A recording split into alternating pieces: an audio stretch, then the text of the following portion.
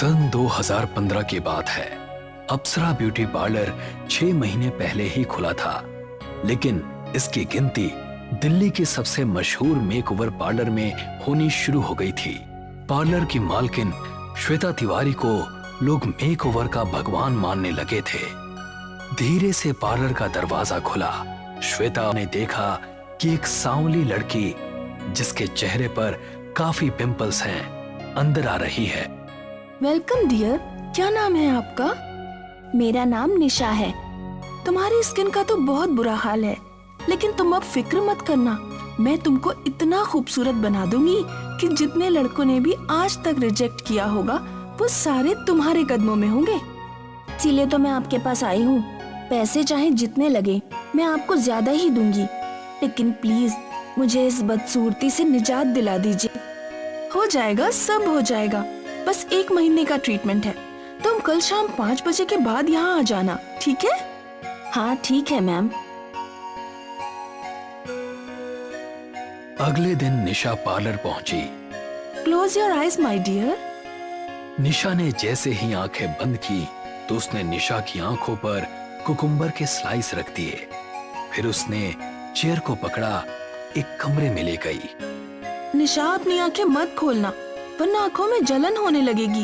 And don't ask any type of question. Nisha अब चुप ही रही। श्वेता ने फ्रिज खोला और उसके अंदर से एक जार निकाला। लिक्विड के अंदर एक मेकअप ब्रश डुबोया और उसके बाद उस लिक्विड को उसने निशा के फेस पर लगाना शुरू कर दिया। कुछ ही मिनटों में निशा का पूरा चेहरा खून सा लाल हो चुका था और श्वेता के चेहरे पर रहस्यमयी मुस्कान छलक आई। अभी आधे घंटे के लिए तुमको ऐसा ही रहना पड़ेगा। चाहो तो सो भी सकती हो, लेकिन आंखें बिल्कुल नहीं खोलना। Okay ma'am. श्वेता वहां से चली गई और उस कमरे में निशा बिल्कुल अकेली थी। निशा को इतनी देर आंखें बंद करने से नींद आ चुकी थी। उसने देखा कि वो एक अंधेरी जगह पर खड़ी है, जहां दूर दूर तक कोई नजर नहीं आ रहा है। तभी उसको 2 आंखें लाल लाल चमकती हुई नजर आई। कौन है वहाँ? ये सुनते ही एक बेहद भयानक लड़की उसके चेहरे के बिल्कुल करीब आ गई। निशा चीखती हुई अचानक से जाग उठी और श्वेता अंदर आ गई। क्या हुआ डियर, आप ऐसे क्यों चिल्लाई? निशा कुछ बोल नहीं रही थी। अभी ये समझने की कोशिश कर रही थी कि वो इस अजीब कमरे में कैसे आ गई। चलो, आधा घंटा हो चुका है, आओ तुम्हारा फेस वॉश करवा दूं। रीना ने निशा का फेस वॉश किया और उसने अपना चेहरा मिरर में देखा तो उसको काफी फर्क नजर आया। उसके चेहरे पर मुस्कुराहट आ गई। तुम्हारी मुस्कान बता रही है कि तुम रिजल्ट से खुश हो।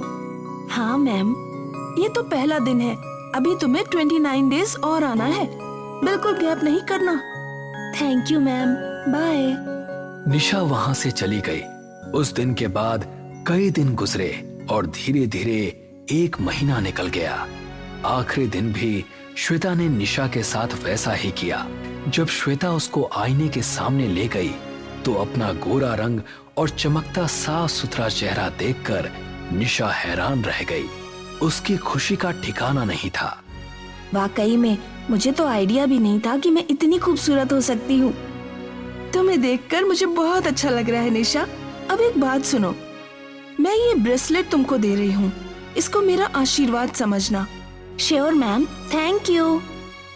जब वो घर पहुंची तो उसके मम्मी पापा भी उसे देखकर बहुत खुश हुए। फिर क्या था, इश्मित नाम का एक लड़का उसे देखने घर आया और देखते ही उसका दीवाना हो गया। उसके बाद निशा की शादी हुई और वो अपने ससुराल आ गई। निशा, मेरा इस दुनिया में मेरी बहन मोहिनी के अलावा और कोई नहीं है। तुम उसे अपनी बेस्ट फ्रेंड समझना। हाँ इश्मित, अब यही मेरा परिवार है। तभी उसकी नजर आईने पर पड़ी तो उसे वही लड़की उसके पीछे खड़ी नजर आई जिसे उसने सपने में देखा था। क्या हुआ बेबी? कुछ नहीं। निशा को अब हर जगह वो लड़की नजर आ रही थी। उसे हमेशा ऐसा लगता था कि हर वक्त कोई ना कोई उसके साथ है। उसे समझ नहीं आ रहा था कि उसके साथ ये क्या हो रहा है। वो किसी भी तरह से इन सब से अपना ध्यान हटाना चाहती थी। भाभी, मैं सोच रही हूँ आज भैया और मेरा फेवरेट चिकन काली मिर्च बनाऊं। आप मेरी थोड़ी हेल्प कर दीजिए, आपका टाइम भी पास हो जाएगा। निशा उसके साथ किचन में गई। मोहिनी ने उसको प्याज काटने का काम दिया और खुद गैस कढ़ाई पर रख दी। निशा धीरे धीरे प्याज काट रही थी। तभी वो लड़की ठीक उसके सामने आकर खड़ी हो गई और अचानक वो निशा के शरीर में समा गई। भाभी, आर यू ओके? तभी निशा ने झटके से उसकी तरफ देखा। उसके चेहरे पर अजीब तरह का गुस्सा था और उसकी आंखें लाल लाल चमक रही थी। निशा उसके करीब पहुंची और उस पर छुरी से हमला करने लगी।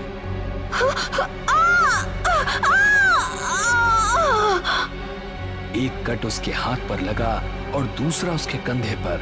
मोहिनी अपने हाथ को पकड़े हुए वहां से भाग निकली।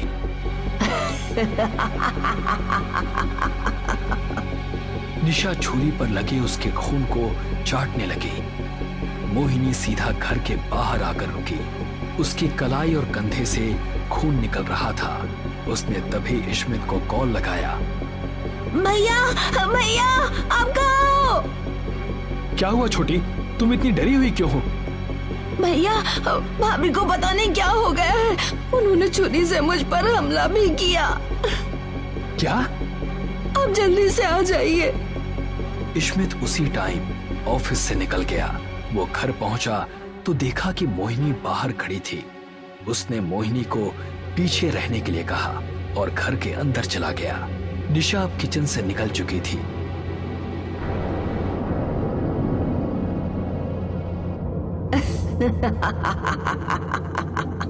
स्मिथ डार्लिंग, आओ ना यहाँ।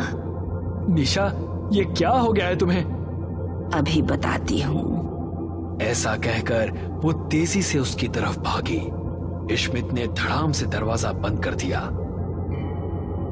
उसी रात ठीक 12 बजे घर के पीछे साफ मैदान में एक तांत्रिक बैठा था और निशा एक गोल घेरे के अंदर थी। कौन है तू? क्या चाहती है इस लड़की से?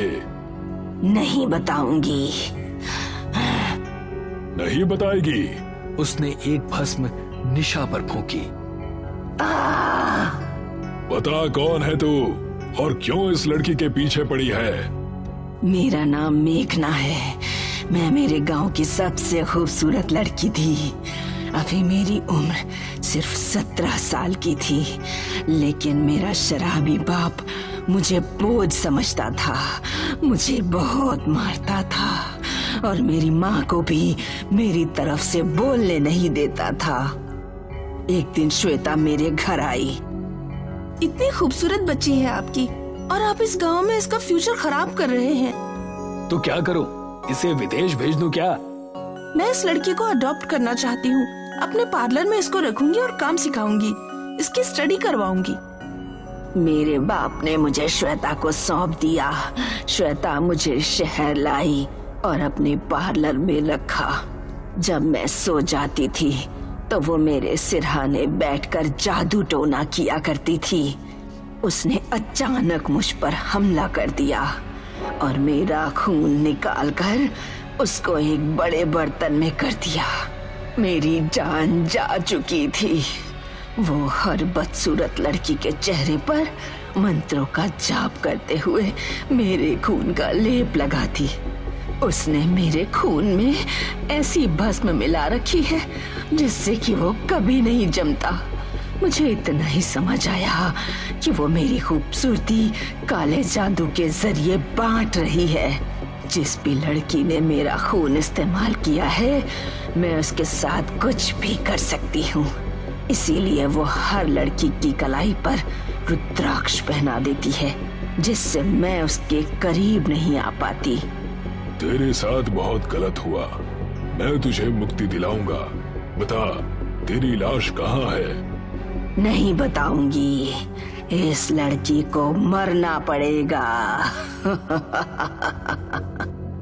ये सुनकर तांत्रिक ने निशा के सर पर हाथ रखा और कुछ मंत्र पढ़ने लगा।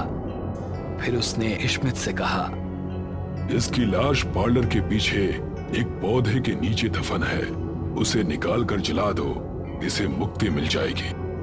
नहीं नहीं, तू ऐसा कुछ नहीं करेगा इश्मित। यह सुनकर इश्मित तुरंत वहां से भाग निकला। वो जल्द ही पार्लर पहुंच गया। उसने वहां तुलसी का पौधा देखा। उसने उस पौधे को निकालकर दूसरी जगह रख दिया और फिर उस जमीन की फावड़े से खुदाई करने लगा। इस तरह निशा घेरे से बाहर निकलने की कोशिश कर रही थी, लेकिन नहीं निकल पा रही थी। तांत्रिक, तू मुझे कभी खत्म नहीं कर पाएगा। ऐसा कहकर मेघना की आत्मा ने निशा का शरीर छोड़ दिया और उड़ती हुई वहां से गायब हो गई। तभी निशा को भी होश आ गया। आप कौन है बाबा, और मैं यहाँ क्या कर रही हूँ? अब तांत्रिक ने निशा को सब कुछ बता डाला और कहा, वो इश्मित को रोकने के लिए कुछ भी कर सकती है, उसकी जान को खतरा है। नहीं, मैं इश्मित को कुछ नहीं होने दूंगी। कौन है? उसने देखा कि मेघना की आत्मा भयानक अवतार में उसके सामने खड़ी है। उसने इश्मित को जमीन पर गिरा दिया और उसके सीने पर चढ़ गई। अगले ही पल निशा भी वहां पहुंच गई। उसने देखा कि मेघना की आत्मा इश्मित के सीने पर बैठी उसको चोट पहुंचा रही है। इश्मित, निशा, भाग जाओ यहाँ से। तभी मेघना ने निशा की तरफ देखा और निशा सहम सी गई, लेकिन उसने अपने डर पर काबू करते हुए लाश की तरफ कदम बढ़ाए और उस पर घासलेट छिड़का। नहीं।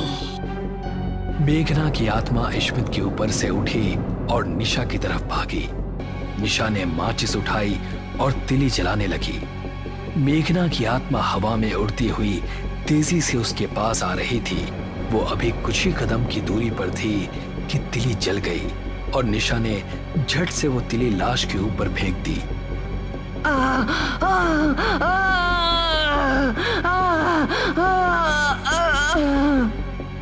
ऐसा करते ही मेघना का अस्तित्व खत्म होने लगा।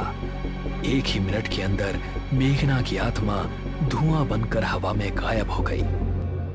शांतिपुर नाम के एक कस्बे में मीरा नाम की एक लड़की रहती थी। मीरा का आधा चेहरा जला हुआ था, इसलिए वो हमेशा आधे चेहरे को छुपाकर घर से बाहर निकलती थी। अरे वो देख, अधजली मीरा मंदिर जा रही है अपने राधे श्याम की पूजा करने।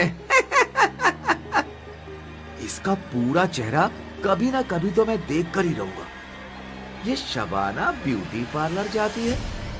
शबाना ब्यूटी पार्लर वालों से पता करना पड़ेगा कि इसका चेहरा कैसा है। राहुल और प्रदीप धनी व्यापारियों के बेटे थे। वे अक्सर मीरा को तंग किया करते। मीरा उनकी बातों पर ध्यान नहीं देती और चुपचाप अपने रास्ते चली जाती। माँ, मैं कॉलेज जा रही हूँ। शाम को 3 से 6 शिफ्ट में मेरा एग्जाम है। बेटा छतरी लेके जा, बहुत बादल है। छतरी का काम नहीं है माँ, छतरी कहाँ लिए घूमूंगी। मीरा उस शाम जब एग्जाम देने के बाद कॉलेज से बाहर निकली तो जोरदार बारिश होने लगी। उसे कुछ घंटे एक दुकान में रुकना पड़ा। रात में जब बारिश रुकी तो मीरा अपने घर की तरफ बढ़ी। सड़कों पर पानी भरा हुआ था, इसलिए सड़कें सुनसान थीं। अचानक मीरा को किसी ने छोटा सा पत्थर फेंक कर मारा। कौन है वहाँ? मीरा तेजी से आगे बढ़ने लगी। तभी अचानक राहुल और प्रदीप उसके सामने आ गए। आज हम तेरा पूरा चेहरा देखेंगे। उधर मीरा की माँ मीरा का इंतजार कर रही थी। मीरा कई घंटे बाद घर लौटी। उसका चेहरा बिल्कुल उतरा हुआ था।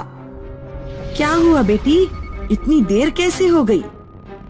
मीरा कुछ नहीं बोली और चुपचाप अपने कमरे में चली गई। उधर राहुल और प्रदीप देर रात अपने घर पर शराब पी रहे थे। ऐसा भयानक चेहरा मैंने कभी नहीं देखा, भविष्य में भी नहीं देखेगा। तभी अचानक किसी ने दरवाजा खटखटाया। अब इतनी रात में कौन आ गया? राहुल दरवाजा खोलता है, लेकिन दरवाजे पर कोई नहीं था। वो दरवाजा बंद करके दोबारा सोफे पर बैठ जाता है। लगता है कोई बच्चा होगा। तभी कोई फिर दरवाजा खटखटाता है। इस बार मैं जाता हूँ। प्रदीप दरवाजा खोलने गया। दरवाजे पर मुंह ढाके और हाथ में मशाल लिए एक भयानक चुड़ैल खड़ी थी। चुड़ैल ने अपने भयानक पंजों से प्रदीप का गला पकड़ लिया और मशाल से उसका मुंह जलाने लगी। राहुल दरवाजे पर पहुंचा तो उसने देखा कि प्रदीप का चेहरा जल रहा है और आसपास कोई नहीं है। कौन था? किसने तेरे आग लगाई? पता नहीं, शायद कोई चुड़ैल थी। अब जल्दी से मुझे हॉस्पिटल लेकर चल, मेरा चेहरा जला जा रहा है। राहुल कार निकालता है और प्रदीप को हॉस्पिटल लेकर जाता है। राहुल ने देखा कि सड़क पर कोई औरत लेटी हुई है। अरे कौन लेटा है? उठ जाओ, मुझे अपने दोस्त को हॉस्पिटल लेकर जाना है, देर हो रही है। लेटी हुई औरत पर कोई असर नहीं होता। राहुल गाड़ी से उतरता है और औरत के पास जाता है। तभी रोड के दोनों तरफ से 4 भूतनियां आती हैं। चारों भूतनियां औरत की साड़ी में आग लगा देती हैं। औरत राहुल के पीछे भागती है। अरे मेरे पीछे क्यों पड़ी हो? मुझे छोड़कर कहाँ जा रहा है राहुल? राहुल भागता हुआ जाता है और एक पेड़ के पीछे छुप जाता है। तभी ऊपर से अचानक एक भयानक चेहरा उसके सामने लटकता है। भूतनी राहुल के बाल पकड़ती है और उसका चेहरा जला देती है। अरे मर गया रे, मर गया। राहुल कार की तरफ भागता है और तेजी से कार ड्राइव करते हुए चला जाता है। अगले दिन प्रदीप के पिता हॉस्पिटल में पहुंचते हैं। तुम दोनों के चेहरे को किसने जलाया? मैं कुछ पूछ रहा हूँ, मुंह में जबान नहीं है क्या? किसने किया तुम्हारा यह हाल? कुछ समझ में नहीं आ रहा है पापा। हमने कल मीरा का चेहरा देखने की कोशिश की थी, उसके बाद से न जाने कौन हमारे पीछे पड़ गया है। प्रदीप के पिता मीरा के घर पहुंचते हैं। तुम्हारी बेटी ने मेरे बेटे और इसके दोस्त का चेहरा जलाया है। मैंने ऐसा कुछ नहीं किया। उस रात जब मैं कॉलेज से लौट रही थी तो राहुल और प्रदीप ने जबरदस्ती मेरा चेहरा देखने की कोशिश की। वे मेरा दुपट्टा छीनने लगे। तभी मैंने खुद ही अपने चेहरे से दुपट्टा हटा दिया और उन्हें अपना चेहरा दिखा दिया। मैं जैसी हूँ वैसी हूँ, मुझे खुद को लेकर कोई अफसोस नहीं। अगर तुमने ये नहीं किया तो फिर उनके चेहरे किसने जलाए? मैं नहीं जानती। प्रदीप के पिता एक तांत्रिक को बुलाते हैं और उन्हें राहुल और प्रदीप के पास लेकर जाते हैं। कोई आत्मा इन दोनों का पीछा कर रही है, सावधान रहना होगा। राहुल और दीपक की हॉस्पिटल से छुट्टी हो जाती है और वे दोनों अपने अपने घर चले जाते हैं। प्रदीप घर जाते ही सो गया। रात के 2 बजे उसकी आंख खुली। उसके बिस्तर के चारों ओर 4 चुड़ैल हाथ में मशाल लिए और मुंह ढाके खड़ी थीं। चुड़ैलों ने प्रदीप के बिस्तर पर आग लगा दी। मुझे मत मारो, मुझे मत मारो। प्रदीप बिस्तर से कूदा और खिड़की से कूदकर सीधे राहुल के घर की ओर भागा। राहुल उसे सड़क पर ही मिल गया। क्या तुम्हारे बिस्तर पर भी किसी ने आग लगा दी? हाँ। दोनों भागते हुए शबाना ब्यूटी पार्लर पहुंच गए। ब्यूटी पार्लर अभी भी खुला हुआ था। क्या कोई है? हमारी मदद करो। हेलो, क्या कोई है? यहाँ पर कोई है?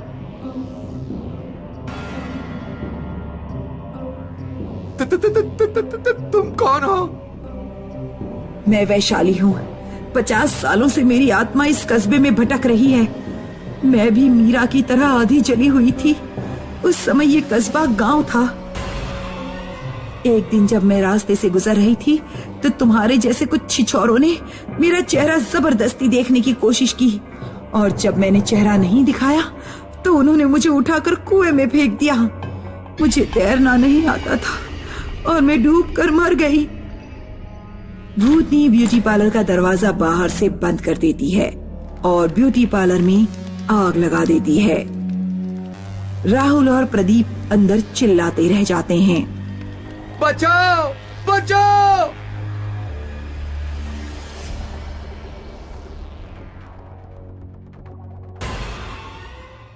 एक बार की बात है, एक गांव में बंटी नाम का किसान अपनी पत्नी पुष्पा के साथ रहता था। आ गए खेत से? आज तो आपके कपड़े बहुत गंदे लग रहे हैं। हाँ, आज खेत में बहुत काम था। अब जल्दी से खाना लगा दो, बहुत तेज नींद आ रही है। रात में जब बंटी और पुष्पा सो रहे थे तो अचानक उन्हें किसी के दरवाजा खटखटाने की आवाज सुनाई दी। बाहर कोई गाना गा रहा था। अभी जिंदा हूँ तो जी लेने दो, भरी बारिश में पी लेने दो, शराब दो, दरवाजा खोलो, शराब दो। पुष्पा, आज क्या तुमने दरवाजा खुला छोड़ दिया? लगता है गांव में फिर वही देवदास चुड़ैल आई है। जल्दी जाओ, दरवाजा बंद करके आओ। पुष्पा उठकर दरवाजा चेक करने जाती है, लेकिन दरवाजा पहले ही बंद था। पुष्पा दरवाजे पर कान लगाकर सुनती है। पड़ोसी के घर से चुड़ैल की भयानक आवाज आ रही थी। लगता है पड़ोसी ने अपना दरवाजा खुला छोड़ दिया था। चुड़ैल उन्हीं के घर में घुस गई है। मुझे तो समझ नहीं आता कि हम चुड़ैल की समस्या से कब मुक्त हो पाएंगे। सरपंच जी कुछ करते ही नहीं। तभी अचानक चुड़ैल बंटी के घर का ही दरवाजा खटखटाने लगती है। दरवाजा खोल, शराब दे। देख, तेरे पड़ोसी ने शराब नहीं दी और मेरे कहने पर नाच करके नहीं दिखाया।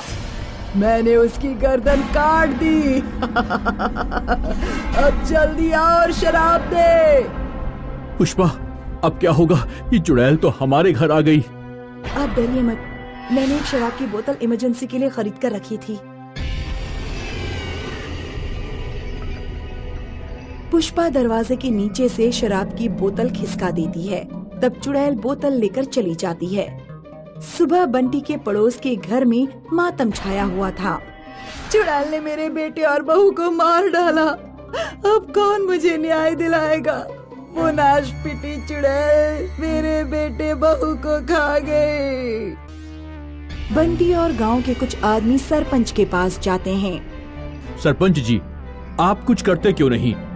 ऐसे कब तक हम उस देवदास चुड़ैल का अत्याचार सहते रहेंगे? गांव के लोगों को अपने अपने घर शराब की बोतलें रखनी पड़ती हैं। हमारे घर में खाने के लिए नहीं है, हम शराब की बोतल कैसे खरीदें? चिंता मत करो, आज रात उस चुड़ैल को हम मार डालेंगे। सब लोग रात में 12 बजे अपनी अपनी मशालें जलाकर चौपाल पर इकट्ठा हो जाना। उस रात गांव के लोग सोए नहीं और आधी रात को मसाले लेकर चौपाल पर आ गए। जय हनुमान ज्ञान गुण सागर, जय हनुमान ज्ञान गुण सागर, मेरी रक्षा करना। अभी तो भूतनी आई भी नहीं, अभी से तुम्हारी पतलून गीली होती जा रही है। गांव के लोग डरते डरते आकृति की तरफ बढ़ते हैं। अरे, ये तो चुड़ैल नहीं, ये तो गांव का शराबी भोला है। तभी कहीं दूर से किसी औरत के चीखने की आवाज आती है। बचाओ, बचाओ! गांव वाले जहां से आवाज आ रही थी उस दिशा में दौड़ते हैं। चुड़ैल ने 2 औरतों की गर्दन पकड़ रखी थी। नाच कर दिखाओ। हमें नाचना नहीं आता, हमें छोड़ दो, हमें छोड़ दो। नाच कर दिखाओ वरना गला घोट दूंगी। हमें क्या करना चाहिए? क्या पूरे घर को आग लगा दें? नहीं, घर के अंदर 2 औरतें भी हैं। अगर हमने पूरे घर को आग लगाई तो वो दोनों भी मारी जाएंगी। ऐसा करते हैं, पहले हम उस चुड़ैल को डराते हैं। सुनो चुड़ैल, यहाँ से चली जाओ, वरना हम घर में आग लगा देंगे और तुम जलकर राख हो जाओगी। लगा दो आग। मेरी जिंदगी में तो 40 साल पहले ही आग लग चुकी है। ऐसा कहकर चुड़ैल उन औरतों को छोड़कर गायब हो जाती है। काका, 40 साल पहले इस गांव में जो घटनाएं हुई हैं, हमें उनके बारे में पता करना चाहिए। शायद उस चुड़ैल के बारे में कुछ पता लग जाए। हमारे गांव में कोई इतना बुजुर्ग आदमी नहीं है जो 40 साल पहले हुई घटनाओं की जानकारी दे सके। काका, पड़ोस के गांव में एक 100 साल से ऊपर का आदमी रहता है, शायद वो कुछ जानता हो। बंटी और सरपंच उस बुजुर्ग आदमी से मिलने जाते हैं। वो बुजुर्ग आदमी को देवदास चुड़ैल के बारे में सारी बात बताते हैं। देवदास चुड़ैल, हाँ मुझे याद आया।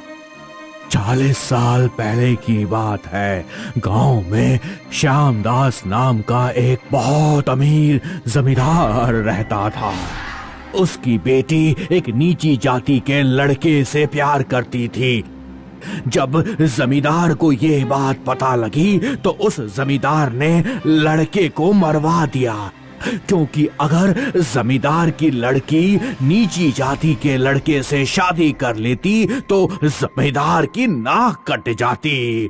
लड़के के मरने के बाद वो लड़की शराबी बन गई, गली गली भटकने लगी और फिर कहीं गायब हो गई।